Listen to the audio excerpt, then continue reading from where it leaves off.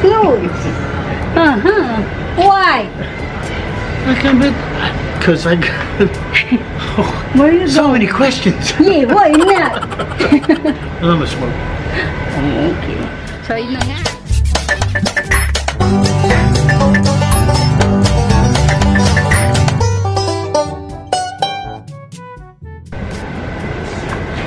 So, ayan, ito na nga for today naman. Sa araw na to guys, wala tayo ibang gagawin kundi maglinis, ha? Kailangan natin maglinis dito sa garden kasi tignan nyo naman kung gano'n na yung karumi. Diba? Sobrang dumi na dito. At yun nga, sinabi ko sa inyo, wala kaming ibang kasama sa bahay kundi kami lang. Wala akong kasama para maglinis dito. Kami-kami na lang nagawa ngayon kasi ang hirap-hirap talagang kumuha ng kasama sa bahay, ha? Tsaka, ano na kasi ngayon,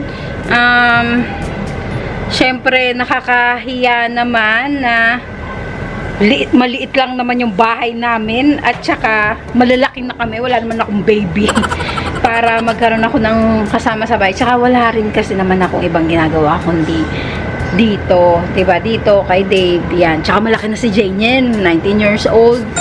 Kaya, ayan, doon sa mga iba na mayroong kasama sa bahay, syempre, kailangan nila talaga yan. At saka, sa dami nilang ginagawa, yung pag-aayos ng bahay, malaking tulong kapag meron kang kasama para tumulong sa yung gawin yun, ha? Kaya, ayan. And, ayan. Ang gulo lang. Ang hirap, no? Alam nyo ngayon, medyo, eto, ayan, naku, yari pala ako. Ayan yung sinasabi ko sa inyo na, inaano ng mga daga, dadaanan nila yan, andito pa rin sila ngayon. Hanggang ngayon, hindi pa rin na sila, parang lumala ngayon. Tingnan nyo, nasira na yung halaman doon. Yung sinisira pa nila yung mga halaman doon sa loob. Kaya, may mga halaman talaga na nasira. Yari ako. Mga bayad pa naman na yun. Ayun, no. Kaya, ayan, lalo na kay ma'am, bayad dyan na pa naman yun. Nakakainis. Bayad pa naman na yung halaman na yun. Ito nga pala, si Aplanato. At yung may variegated. Ito yung bago niya. Meron pa rin siyang splash. Kaya, ayan, sana magtuloy-tuloy.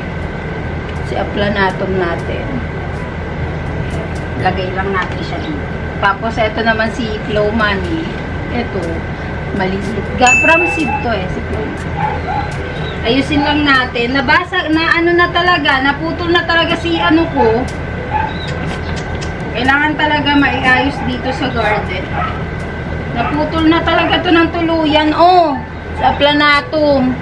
Sayang. Bagong dahon pa naman to. Tapos wala rin. Naputol lang din. Ayusin na lang natin. Nakakainis. Ang pagga-garden, kung hindi ka handa, guys, kung wala rin mag-aayos ng garden mo at nagsimula kang mag-garden na maglagay ng mga halaman dyan, lalo na kung mga rare plant yung mga inumpisahan mo, tapos mapapabayaan mo, sinasabi ko sa iyo, naku, wag na. Kung wala rin mag-aasikaso ng halaman mo, wala rin dyan mag-aasikaso at mapapabayaan mo, sayang ang pera. Pwede ka naman mag-umpisa pwede ka mag-umpisa sa mga mura. Kung gusto mo, pwede ka na rin magpa-landscape na lang dun sa iba kung talagang wala kang choice. Di ba may mga tao kasi talaga na mas gugustuhin na lang nila magbayad kaysa sila yung gumawa. Okay lang yan. Naintindihan ko yan. At kung talagang mapapabayaan mo naman sila, may mga tao naman na nagme-maintain, lalo na doon sa mga nagla-landscaping, doon, may time doon na pag gusto mong ipatrim, message mo lang sila, ititrim nila yan, ayusin ulit nila. Kasi talaga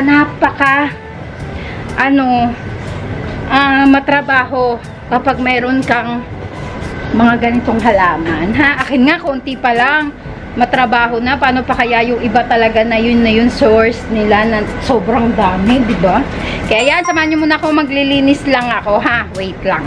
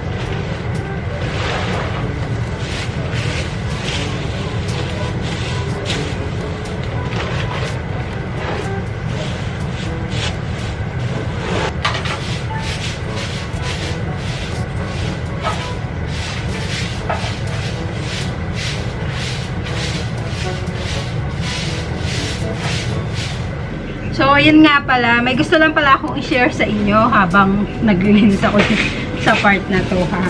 Kasi, medyo napabayaan ko na yung sarili ko. Yan, ng mga ilang buwan. Lata naman, di ba, yung kilay ko, yan, sobrang kapal. Yung buhok ko, hindi ko na rin siya napaayos. As in, ilang buwan na. Siguro, simula nung dumating si Dave. Ayan, and then, wala kaming in-accept nun. Wala akong ina-accept nun na invitation. Wala akong ina-accept na project. Kaya yan, kinausap ko si Dave. Kasi, syempre, kahit papano kasi, malaking tulong yun. Alam niyo yun, malaking, kahit maliit lang yung kita na yun, malaking tulong kasi yun. Lalo nga, yung live selling ko nga, di ba, kahit papano kumikita ako doon. Yun yung minsan nagagamit ko para sa sarili ko. Ayoko kasing gamitin yung pera namin para sa sarili ko. Nagigilty ako. Parang sa sarili ko lang gagamitin, pwede pambili ng pagkain, di ba? Lalo na ngayon na lahat nagtaasan, as in, lahat talaga. Parang yung mantika na dati binibili ko lang ng, yung mantika na, coconut oil na binibili ko dati ng, lang siya dati, 50, 60, ngayon nasa, 87, ang taas na. Kaya, nagigilty naman ako, nagagamitin ko sa sarili ko yung pera na para sa budget namin dito sa bahay. So, yung mga paraan ko ng pagbebenta ng halaman, that time, kung gusto kong minsan makatulong, kung gusto ko na may para sa sarili ko, dun ko naman kinukuha sa pagbebenta ko ng halaman. Kaya, ayan, diba? And then, ngayon, kinausap ko si Dave, dalawa kami doon dito sa commitment na to. Kaya, meron pa akong isang buwan para kahit papano is ma-freshen up ko naman yung sarili ko. Sasabihin yung arte nyo naman, ma. Yung iba nga walang pang ganyan, be. Iba kasi to, kailangan kasi yung okay yung appearance mo, diba? Kumbaga kahit paano naman presentable kang tignan. Kaya ka nga nila kinuha kasi kahit paano may nakikita sila sa'yo, diba? Kumbaga, hindi naman ako maganda, alam ko naman yun. Pero yung presentable naman ako sa mata ng ibang tao, lalo na lalabas ka, diba? Sa camera. So, unlike dito na vlog, syempre video to, kung ano yung nakikita nyo, yun talaga yun. Tanggap nyo ko kung ano ko dyan. Pero syempre, yung lalabas ka na sa iba, kailangan medyo kahit pa paano, presentable ka. Tama ba ako? Di ba hindi naman makasarili yung gano'n? Hindi naman para sa pagiging maarte. Ha? Gano'n. Gusto ko lang, syempre, kahit pa paano, ma-shapean yung kilay ko. May ayos yung buhok ko. Mga gano'n lang naman. Huwag kayong ha? Huwag tayong judgmental. At ang pagiging babae, sobrang yan talaga. Sobrang daming nating kailangan para sa sarili natin. Monthly pa nga lang modest na o kaya whisper. Nag-name drop.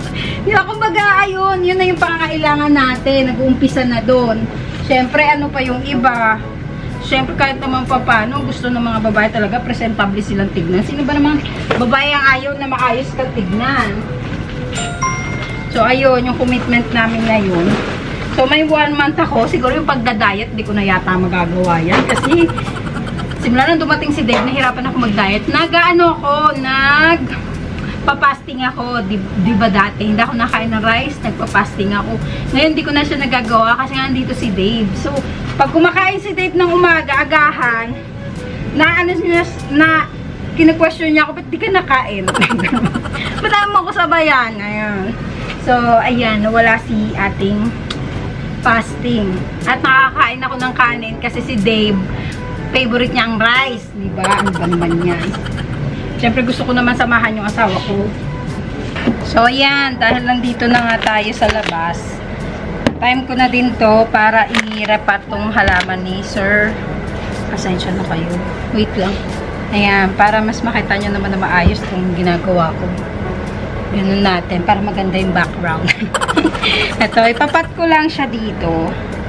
Ito lang din yung gamit ko, yung mixture ko na Simplexure. Pat lang natin siya. Kasi tingnan nyo naman, paano ba naman natin ito mabibenta ng maayos. Pero mixture, tingnan nyo naman, ganda ng ugat niya, ha? Ang ganda ng ugat niya. Tapos, may mga hindi ko napapalitan yung mixture niya, dadagdagan ko na lang kasi dito na siya nag-okay. Tingnan niyo naman, ang ganda talaga ng uling. Pag sa ano, kapag sa mga antorium. Yan yung napansin ko. Dagdagan ko na lang dito. Yan. Para mas maiayos ko siya. Diba? Pero parang ang dirty ko naman dito. Kailangan medyo malaki pang paso. Kaso wala na kasi ko ibang paso. Pag nakahanap ulit ako ng magandang paso. Hindi ko na muna tatanggalin to mga old lip niya. Ito yung mga ano napadali. Ganyan yung itsura. Sa mga interested, PM kayo ha. PM kayo dito. Para mai-out natin na mas maayos. Pero huwag kayo mag-alala. Maganda talaga yung ugat niya. Tsaka mas lalabas yung kulay nito kapag nainitan. Nag-uulan kasi ngayon kaya hindi siya lumalabas na maayos. Pero ayan siya. Ayan. O diba? Mas okay siya pag nakapat. Madali na lang din naman to lumaki. Tapos yung isa, kunan ko lang yung isa ng medyo mas maayos na pat ha. Yan siya. Kunan ko lang ng medyo mas malaki-laking pat ha. Wait lang. Ito yung isa, lalagay din natin syempre. Ito yung si tricolor variety niya ha. Ayusin lang din natin. Ayan naman yung ugat niya. Oh. Maganda din. Magaganda yung mga ugat nila. Medyo pumangit lang talaga yung dahon niya dahil dun sa shipment, nung pinaship. Pero eto, sobrang lalaki kasi nung, siguro mas ano nito, mas recommended ko sa inyo. Medyo liitan nyo pa yung, ano, yung kung maglalagay kayo ng uling, medyo liitan nyo, wag yung sobrang laki. Ewan ko lang, parang feeling ko lang, wag lang masyadong malaki, dahil parang ang hirap niya ipat. Ha? Pero, yung mga old na nito, dito ko na lang din ilalagay. Para, kasi ito naman yung pinaglagyan niya. Maganda naman yung ugat niya. Dadagdagan ko lang siya ng mixture para presentable naman siya tignan. Yan. Sabi ko kasi dito kay Sir, Billy Tay. Billy Tay kasi pangalan niya sa page. Sabi ko doon sa mga admin. Minsan kasi nahirapan ako mag-ship sa page, ha. Nahirapan ako mag-ship dyan. Kaya sila, pag tinatawagan ako ng mga admin, ate, ganyan-ganyan, sinasabi ko, sabi mo, ayusin ko muna. Kasi hindi talaga siya mai-out ng ganun yung itsura niya, na kahit naman ako, hindi ako nagbibenta ng ng parang inano mo na lang, 'di ba? Ayoko ng ganun. Kaya ayan, 'di ba? Mas presentable siyang tignan. Kahit papaano. Tsaka mas gaganda yung halaman diyan kasi syempre yung halaman piling niya, binigyan mo siyang importansya, di papasayahin ka niya. Mga emek. Eto, at may isa pa doon, hanapan ko lang ng paso. Wait lang.